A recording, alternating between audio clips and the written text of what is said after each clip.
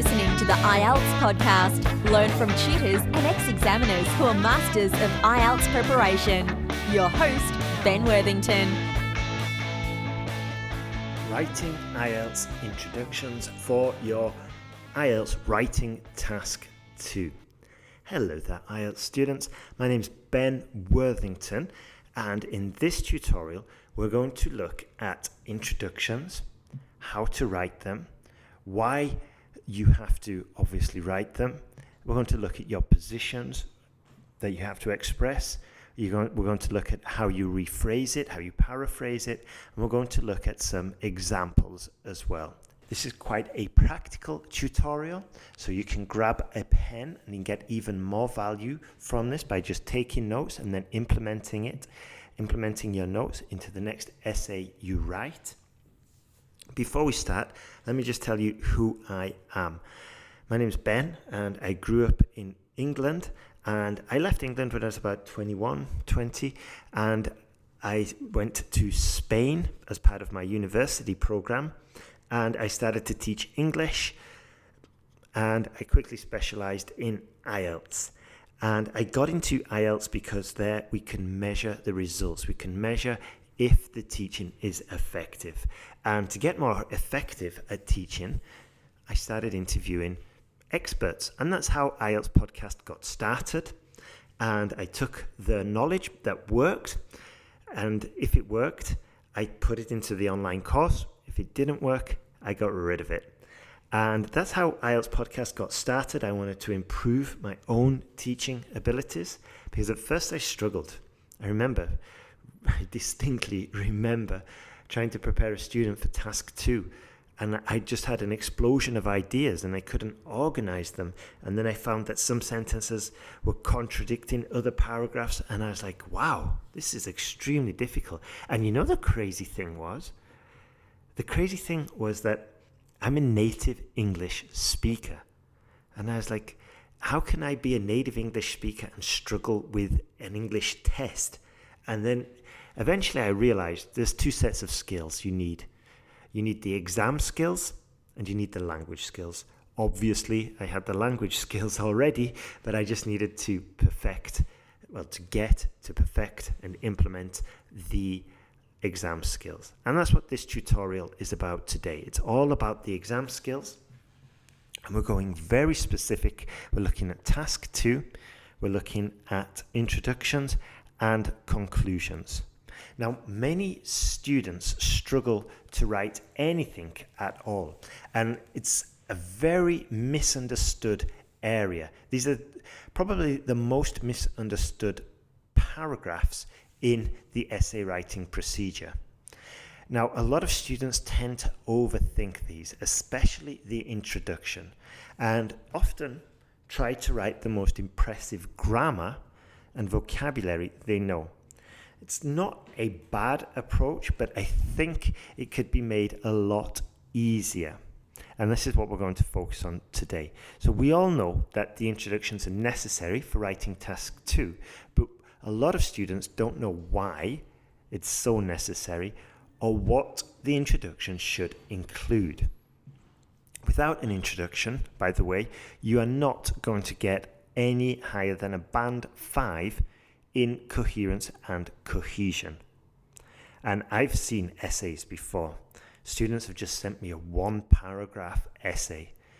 And if it is well written, I don't mind that much, because I'm like, okay, this is going to be a student whose grade I can improve very easily. We just teach them the exam skills.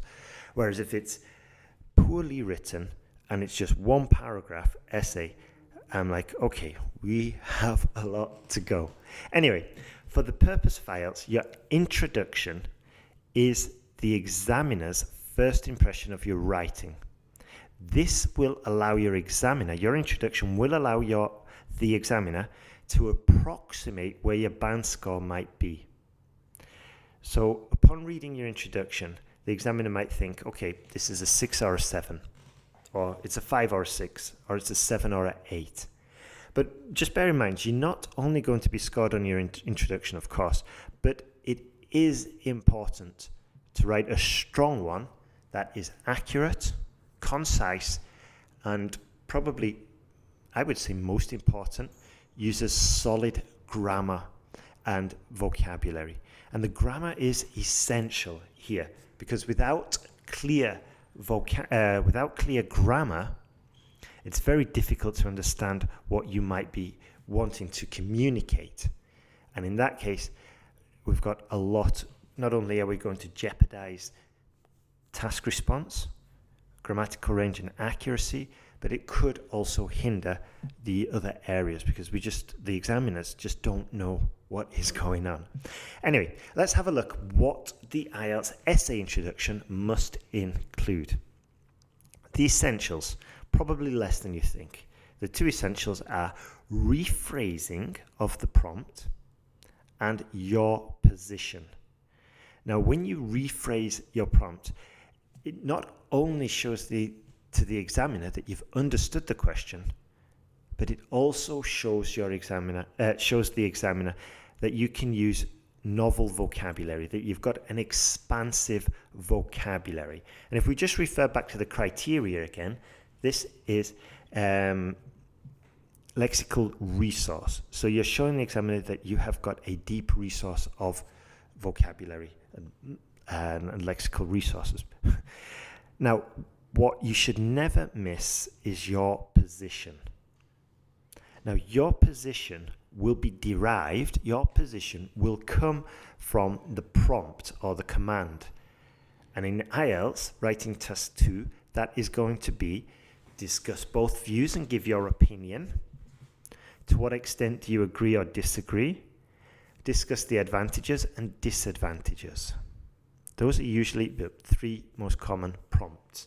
Now, a lot of students kind of mix it all up and they're saying, should I give my opinion in every single introduction? If you've got the question, discuss both views and give your opinion, then yes, okay? But it's best just to follow the prompt. So what is your response? What is your position? Your position is a direct response to any of those commands. So your response needs to be clear, needs to be direct, and you need to directly answer, but basically you need to directly answer the question in the introduction. Why do you have to do this? Well, if you're aiming for a band 7, if we look at task achievement, we see presents a clear position throughout the response. Now the key word is throughout. Presents a clear position throughout the response. Throughout means from beginning to end. So it's essential you make your position clear as early as your introduction if you hope to score band 7 in task achievement. And this can be done when you answer the question in the introduction. So how do we rephrase the task? This is the second part. We use synonyms and different sentence structures to probably convey a similar meaning, but obviously using different words, different vocabulary, different grammar. Now, you do not have to rephrase every word. If we go down that route, it can quickly get awkward. I mean, some words just do not have a substitute. Some words just cannot be rephrased. There's not an alternative available. And when students try and over rephrase or overthink this, it can lead to sound a little unnatural. However, also we want to avoid copying chunks or like entire fragments. So this is why building your vocabulary is very important. And we have tutorials about this on the site, and especially in the online course, because building your vocabulary is quite it's quite an effective and efficient way, especially if you're pushed for time, to boost your score. Let's have a look at an example question. Communication through text messaging and other forms of instant online communication are short and basic. Some people think this will be the death of grammar and spelling. To what extent do you agree or disagree? Now, a sample introduction could sound like this. Nowadays, across the world, most people use text messages to communicate quickly and effectively. The speed of this communication, however, carries with it all the risk of losing basic writing skills. In my opinion, this is a valid concern, given the minimal opportunity we have for proper writing these days. Yet, correct language usage will continue. Can you see how the prompt is rephrased? Let's go back to the original question. Communication through text messaging and other forms of instant online communication are short and basic. Our rephrasing of the question is nowadays across the world. You could probably use that in any essay that you write. Nowadays across the world, most people use text messages to communicate quickly and effectively. So we've changed text messages in the question. We have instant online communication, short and basic, or text messaging, sorry. And we've just changed text messaging to text messages. So we've got essentially the same word, just a different form. And this is rephrasing. Moving on. Some people think this will be the death of grammar and spelling. That's in the original question. And we've rephrased that to the speed of this communication, however, carries with it the risk of losing basic writing skills. So we've exchanged basically the death of grammar and spelling with the risk of losing basic writing skills. Can you see or can you hear how we are reorganizing the words, reorganizing the sentences and substituting the vocabulary, rephrasing, and this is how we write an effective introduction. Now, let's just analyze the position. The writer's position shows a partial agreement and very briefly explains why. We're not going into detail. We do not put our argument here. In my opinion, this is a valid concern, given the minimal opportunity we have for proper writing these days, yet correct language usage will continue. See, so we've got that conjunction there, yet, so we'll probably pick up some points there, but we've given an indication of where we are going. Also, just take note that not every word is rephrased. We've still got communication, we've got text messages instead of text messaging. So we've got different variations. But the important thing is that we haven't copy-pasted. We haven't copy-pasted entire chunks of the question and used them in our introduction. I remember the first few months I started teaching IELTS, and I used to tell students to use the questions directly in your answer because it's perfect grammar and it's perfect vocabulary. Then I later realized that you don't get points. The examiner can't give you points for this because you've obviously just read it from the paper. So you don't have to go overboard and totally change it, but you do have to pay attention and try and use different phrases, different vocabulary. Now be careful. Sometimes you can write something like, this essay will address this issue using examples and evidence to support my opinion. That is what we call an empty sentence because it's kind of memorized and we can use this in any essay about any topic. What you have to do, those sentences, they're okay, but do not overly rely on these sentences. You have to adapt them and you have to make them your own. Okay? So this essay will address the concerns regarding communication using examples from Scotland's, using examples from Scottish teenagers and evidence from recent studies to support my opinion. Okay? And we just modify it and we make it unique to the essay. In a second, we're going to look at a poor introduction. We're going to look at a poor example and we'll break that down as well.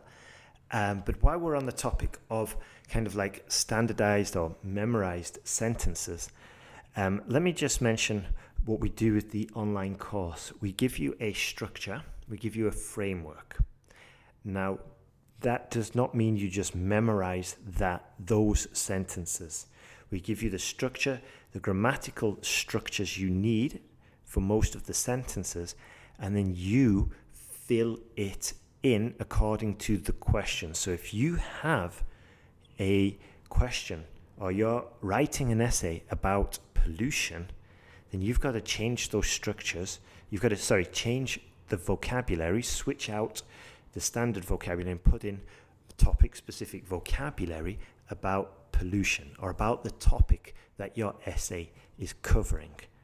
Otherwise, you're not going to score. And we stress this quite clearly in the course, and also because we've got tutors giving you feedback, helping you improve, it just makes it so much easier, because some students, they really do struggle with these introductions, and having an ex-IELTS examiner, having our tutors review your work. For example, you write your essay and you've watched the tutorials about a basic essay structure, and we start off with writing a basic essay. We get the structure complete. We learn this structure, and then once we've got that, you send it to us, we correct it, we review it, we check if you are following the guidelines, if you've actually understood and implemented it, and we can tell you like, hey, no, this sounds memorized, or actually this sounds excellent, let's move on to the next question, but pay attention to Saxon genitive, or pay attention to your use of irregular verbs or use of articles. We'll give you this feedback, and then you write down on your error correction sheet where your IELTS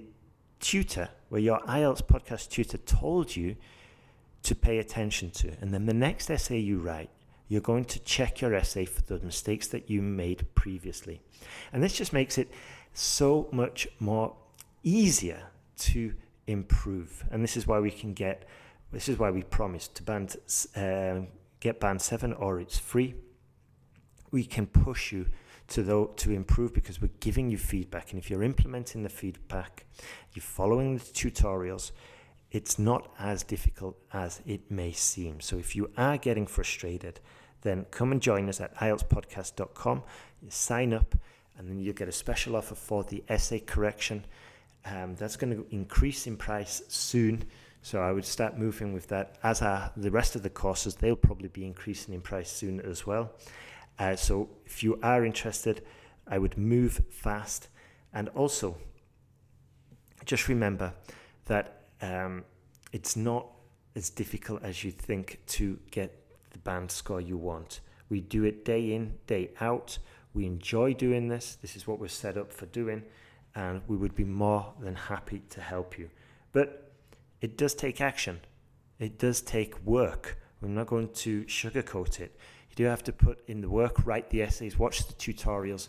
But if you're a proactive and smart and dedicated student, we can get there. We can get there together. We do it every single week. Right then, let's go back to the introductions. We'll have a look at a poor introduction and how they can go wrong. So let's have a look at this task below. The internet provides us with information about life and cultures of different countries. And some people say it is not necessary to visit these countries to learn about them. To what extent do you agree or disagree with this statement? Give your opinion and relevant examples. So here's a sample introduction. See if you can identify what the problem is before I dissect it. With the internet so prevalent today, some people believe it is no longer necessary to visit countries to learn about them. The internet provides us with information about different countries. I agree completely with this statement. In this essay, I will explain my viewpoint, discussing the negatives of travel. What's the problem with this? what's the problem with this? First of all, chunks of language are copied directly from the prompt. Be careful. It is copy-paste, which you definitely do not want to do in your IELTS essay.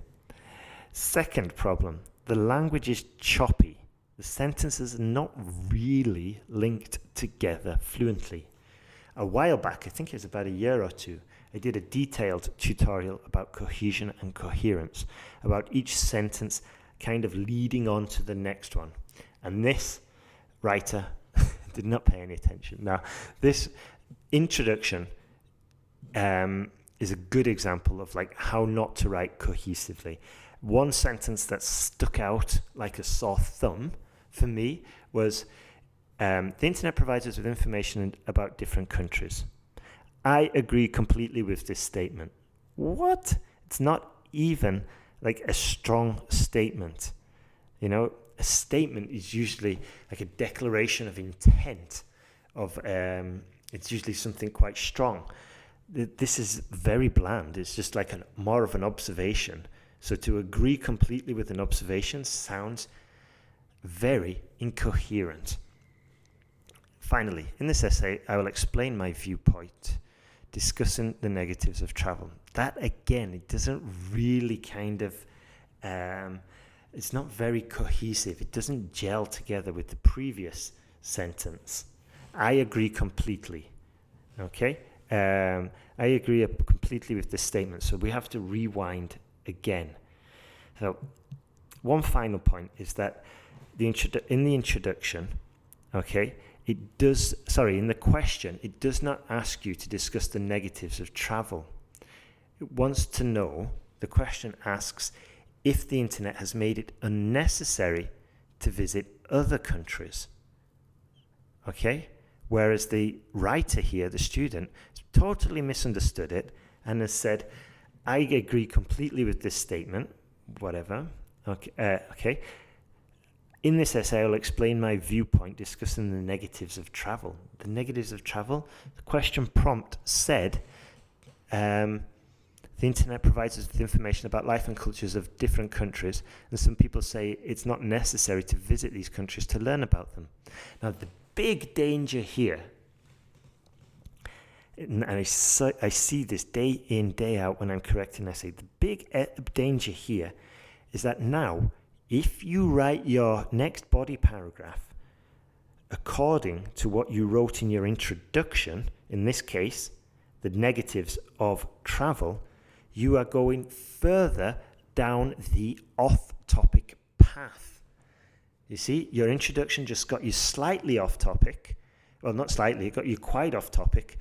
And now in your body paragraphs, when you're developing your argument and your reason, your position, you're going further off topic.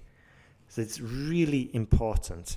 This is why one of the first things we teach in our online course is like the plan. Get your plan crystal clear and follow your plan. Don't follow your introduction. Okay? That's a whole new tutorial and it's quite effective. It's quite easy to learn. It's one of those like, oh, that's how we do it. And yeah, so many students say it becomes so much easier once they get like a system to follow to quickly and automatically write strong, cohesive essays. It's a game changer. So that's a really important point there with your introduction. This is why it's so important to get your plan, get it on paper first, and then write following your plan. Do not write from your introduction. Now, just to summarize before we finish, the introduction is a vital component of your IELTS essay. So they should be concise, and obviously you can dedicate more time to your body paragraphs. That's where your bulk of the points are going to come from. But it's like a map, you know, it's like a route or a journey. If you take the wrong path at the beginning of your journey, you're going to end up in a completely different destination. So this is why it's so important just to keep referring to the map while you're on that journey. And in our case, the map would be the plan that we've written before we get started. And then I guess the map as well would also be the tutors who keep showing you the right path, who keep giving you the correct feedback so that you are actually the tutors would be the GPS. the GPS application that keeps on saying, oops, no, that's wrong, get back onto this path. And eventually, with a good GPS, with decent tutors, you will reach your destination, which could be Band 7, 8 or 9. My name's Ben Worthington. Thank you very much for listening. And remember, you can sign up and get special access to our email, to our tutorials, and special access to special offers for essay correction. And it's just the fastest way to improve. So good luck with your IELTS exam, and I wish you all the best.